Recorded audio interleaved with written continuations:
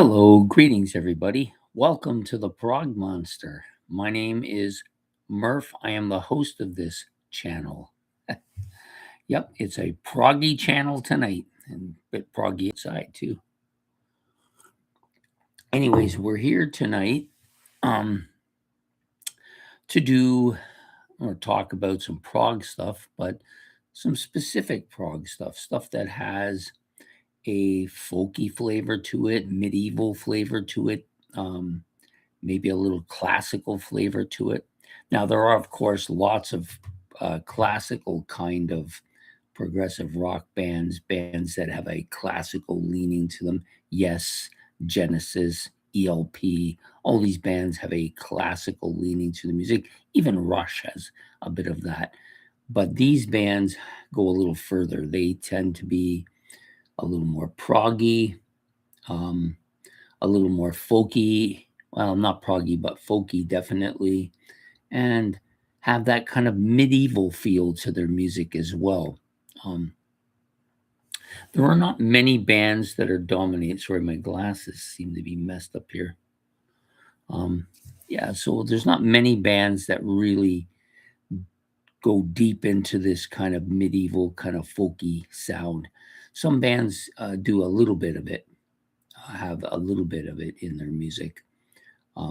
Lots of the British progressive rock bands, at least the big ones, anyways, have a fairly substantial classical part to their progressive rock, but not many of them are driven by the need to add folky or medieval sounds to them, to their music. But there are some that do, and I've picked some bands here that I think I want to talk about a little bit. We'll talk about the most glaring one on the list first, and that is Jethro Tull.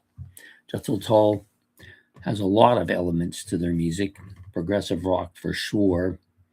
It's a fair bit of that classical progressive sound to their music as well, but they also have a folky part to their music.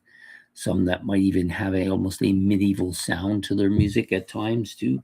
And a lot of that has to do with their use of flutes and harmonicas and recorders and those kind of instruments that they love to use. The two albums I've chosen to really, I think, kind of highlight this part of their music is one of my favorites, or actually my favorite, Songs from the Wood. And this album, which is still fairly new to me, but also has that same kind of feel to it, Heavy Horses. Both of these albums have quite a bit of that almost folky flavor to them, especially this one. Lots of folky elements to the music. They use a lot of different instrumentation here to create that kind of folky, almost forest-like feel to it, pastoral if you want. I wouldn't call this album too pastoral, though. It's a little bit heavier than that, but definitely have a kind of a medieval sound to it, like you're back in the day. Yeah, but a strong album. To me, this is their best album. Definitely my favorite. And I think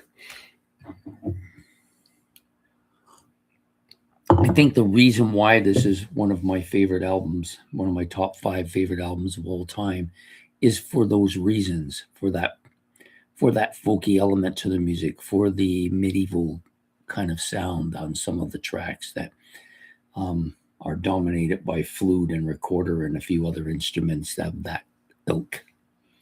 So that's this one. The other album is still fairly new to me, even though it was on my playlist.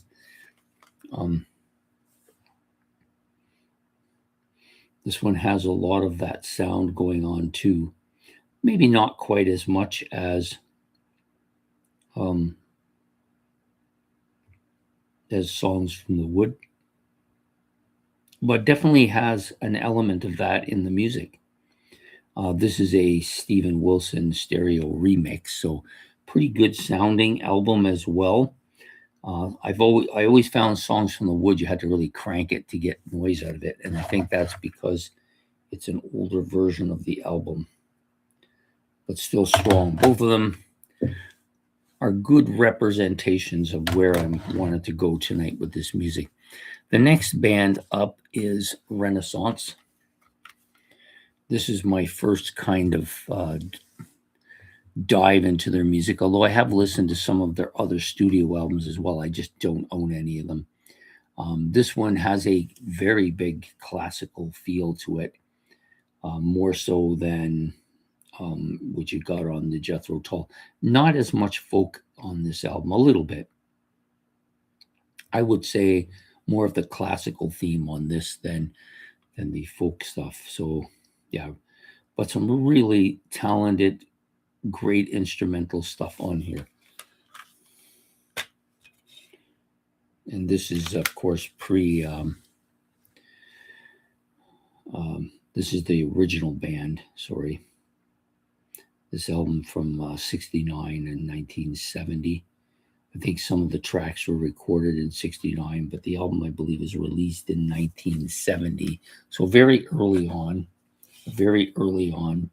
Prog album. Part of that theme.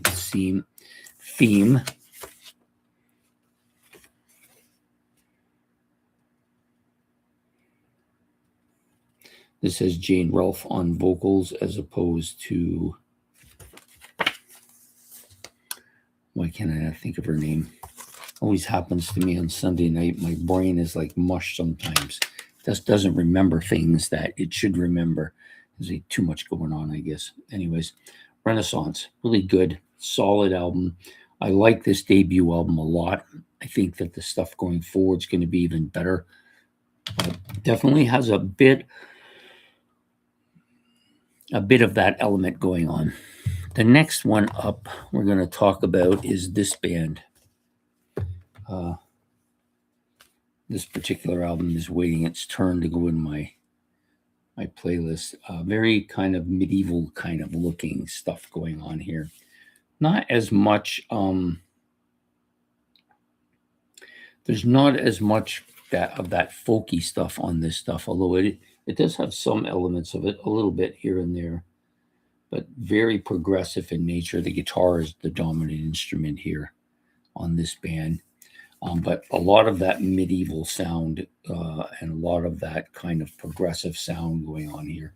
And as it does on all four of the albums here in my box set that I bought with all of their albums. Give you a little picture of the four albums in case you haven't seen them before. This is The Prince in Heaven's Eyes. Very kind of cartoonish, eh? Modern Masquerades. This one I think is a little bit more medieval sounding than the other ones. And then you have Seven Sacris. I think Secrets. I'm not sure how you pronounce this name. But again, very classical in nature. Lots of classical stuff here. The albums, of course, are very colorful. Almost feel like a psychedelic feel to it, but not psychedelic at all. Really, just progressive rock with some medieval elements, some prog element, folk elements, some heavy rock elements, but the classical element, of course, dominating. This band is very much influenced by Yes. There you go. Nice picture of them all. And you got a little write-up on each of the song on each of the albums here. A little bit of a poster thing that comes in. I tend to like this band a lot. I think once I get through the four albums, they're going to do very, very well with me and become a more dominant band in my history, I think. The other band that I don't have any albums from, but would like to have all of them, I've listened to them all many times. I sometimes go online to listen to them because I don't own them. They're difficult to find. I'd like to get a box set, just get the whole kit and caboodle, and that's Gryphon. Gryphon, to me, is kind of the prototype for this genre here, this kind of folky medieval, classical, progressive rock mix, using lots of instruments that very few bands use in their instrumentation, in their songs that they write. The album that I like the most by them is Red Queen to Gryphon 3. Really good album, solid, lots of really good stuff on it.